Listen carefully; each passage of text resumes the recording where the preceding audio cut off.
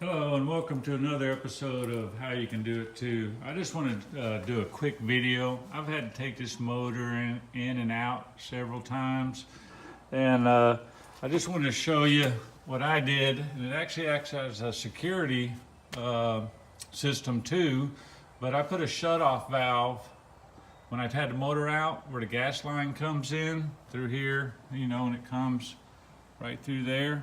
But let me show you what I did. And it makes it real easy. Hopefully I can get under here and show you. But if I can show you, see the valve right there? Little brass looking valve. That's what I put in there, so if I ever have to pull the motor, I just shut the valve off and take the one clamp off and take it off. I can pull the motor, don't have to worry about gas spilling all over the place.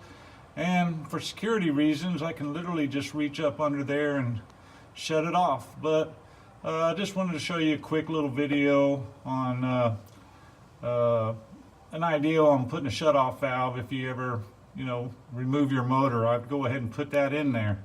Have one handy if you got gas in the tank to go ahead and throw it on that hose so you're not spilling gas all over the place.